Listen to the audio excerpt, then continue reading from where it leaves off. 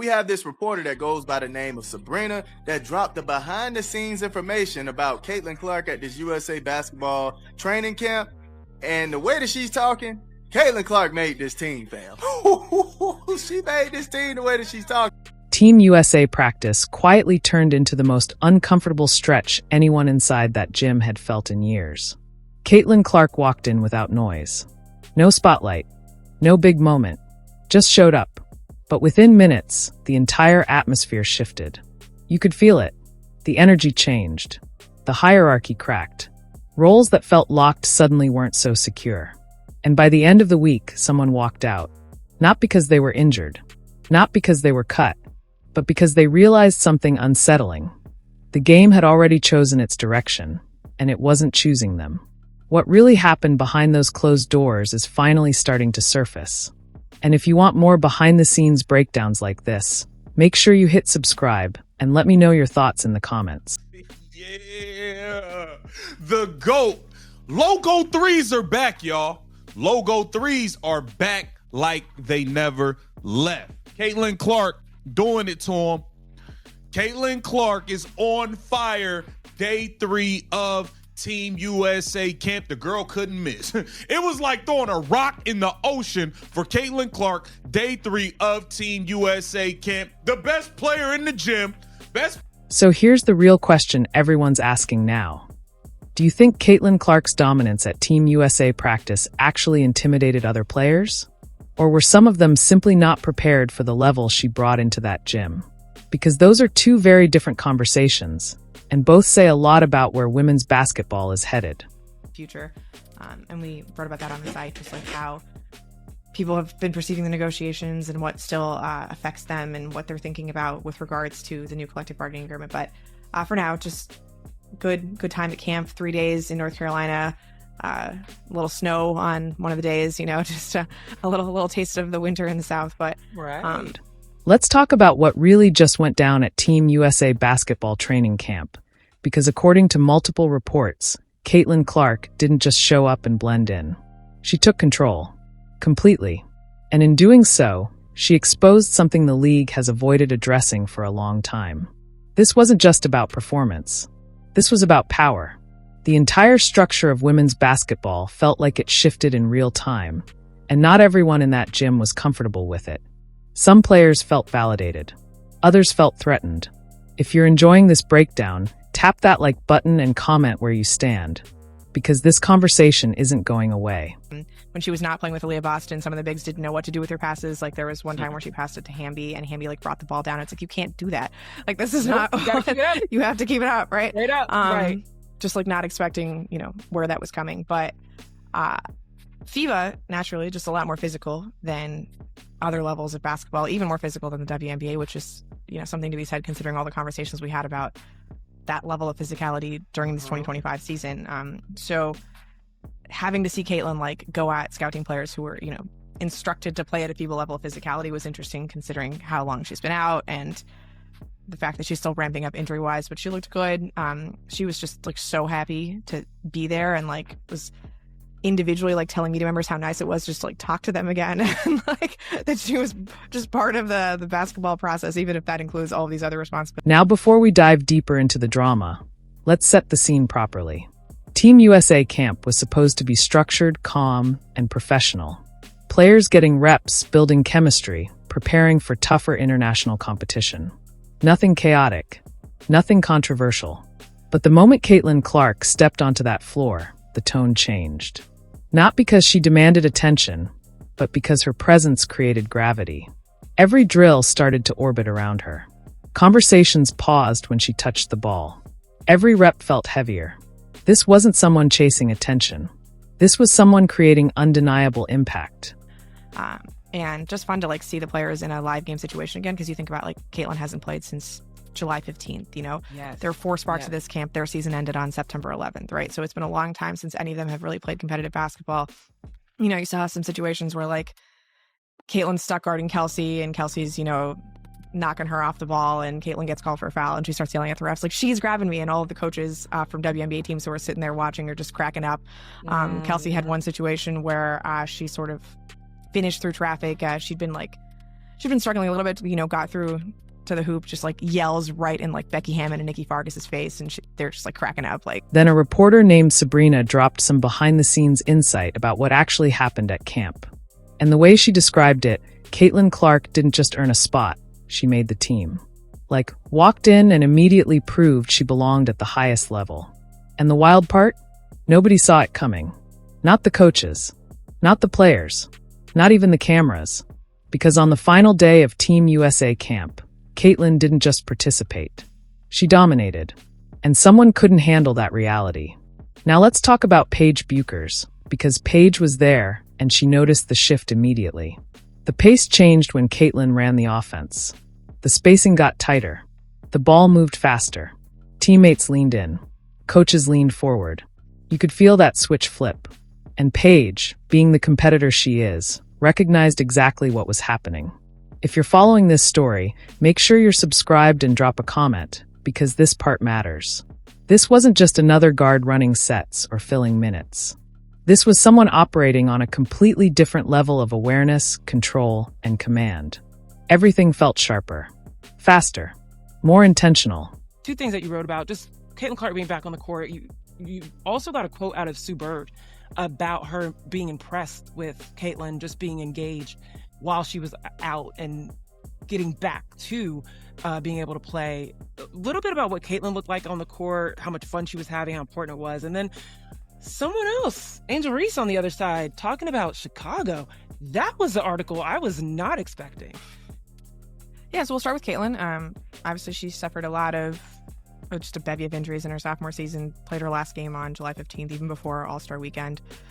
This was her first real 5-on-5 action since that injury with the fever, and it was a combination of like USA players going against USA players and then also USA players going against the scout team, which was just like players from small colleges all across North Carolina sort of helping out with that scout team practice. But here's where it gets really interesting. Angel Reese was also at this camp, and what she felt wasn't anger at first. It was something worse. Irrelevance. While Caitlin controlled the tempo and dictated the flow, Angel slowly faded into the background. Not because she couldn't play, not because she wasn't talented, but because the rhythm wasn't built for her. The ball didn't come back her way. The reads didn't favor her. The momentum just flowed past her. Every huddle, every breakdown, every side conversation, Caitlin Clark was the center. Not because she demanded it, because her impact demanded it. And Angel noticed. You could see it in her body language. The frustration built, because she was running the same drills, playing the same minutes. But the game wasn't revolving around her anymore. It was revolving around Caitlin. Then came the scrimmage. No cameras. No fans. Just pride. Caitlin ran point. Paige spaced the floor. The ball moved like it was on rails. Everything clicked. Meanwhile, Angel tried to force her presence. More physicality, extra contact, emotion rising. But the game didn't bend. It moved faster. Smarter. Cleaner. Possession by possession, Angel faded out of the flow. Not benched. Not pulled. Just erased by tempo. That's when it hit her. This wasn't competition anymore. This was hierarchy. Caitlin wasn't proving she belonged. She was proving the system worked better through her. Coaches whispered. Assistants took notes. Angel saw it in real time. And according to the reporter, Caitlin looked like Caitlin. The step-back three was there. The passes were there. And when she wasn't paired with Aaliyah Boston, some of the bigs didn't know what to do with her deliveries. There was even a moment where she hit De'Erica Hamby with a pass, and Hamby brought the ball down. The reporter said, "You can't do that. You have to keep it up, because Caitlin's passes are that precise. Perfectly placed. You have to be ready to catch and finish instantly. That's not just passing. That's elite facilitation. Caitlin doesn't just get the ball to teammates. She puts it exactly where it needs to be. And if you're not ready for that level, you're going to look bad." And at this camp, some players simply weren't ready. Here's that Caitlin Clark is truly back healthy. The three-point shot is back. The logo threes are back. And what I really liked about that second one is that was going right. A lot of Caitlin Clark's threes are coming on a snatch back, going backwards, or to the left, or her going left. You know, she liked to go left to shoot her three. So the fact that Even though it was a catch and shoot, she was still going on the right side and she caught it and knocked it down. That's a good sign. The reporter also pointed out something that matters a lot here. FIBA basketball is significantly more physical than the WNBA. And watching Caitlin Clark go against scout team players who were specifically instructed to play at full FIBA-level physicality was revealing. Because Caitlin didn't hesitate. She didn't flinch. She didn't avoid contact. She leaned into it. She absorbed it. And she still dominated. That tells you everything you need to know about her mentality. She's not scared of physical play. She's not intimidated by pressure. She's not overwhelmed by the stage. She's built for it. She's ready. But here's where the story takes a sharp turn. The final day of camp felt different. Quiet. Almost too quiet. The drills were crisp. The execution was ruthless. Every possession mattered. And Caitlin controlled the floor like a seasoned veteran. She was calling actions, directing traffic, finishing plays, dictating pace. Meanwhile, Angel barely touched the ball. Not as punishment. Not as a message. Just as a result of reality. The game was flowing through Caitlin. That's where the reads were. That's where the rhythm lived. And when the final whistle blew, the decision had already been made.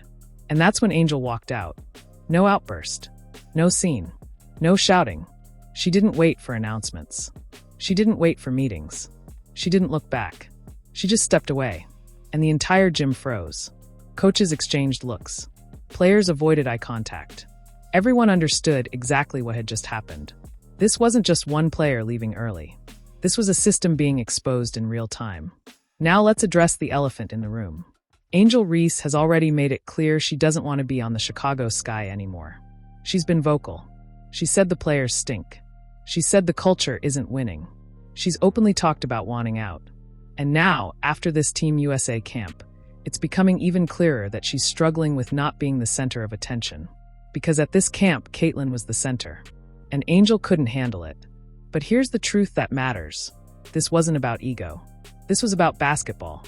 The game chose Caitlin Clark. Not because she demanded it. Not because she asked for it. But because she was the best player on the floor. And when that happens, there's nothing anyone can do.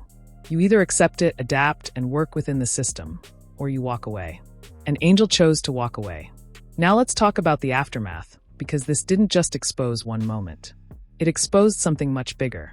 The same league that once ignored Caitlin, the same league that benched her, questioned her, undersold her, is now scrambling to post her highlights, promote her clips, rewrite the narrative, because dominance changes everything. And Caitlin's dominance is undeniable. The reporter said Caitlin is thinking 10 steps ahead at all times. She's not just facilitating. She's orchestrating. She's controlling the game at a level most players can't even comprehend. That's what separates her. She doesn't just play the game, she controls it.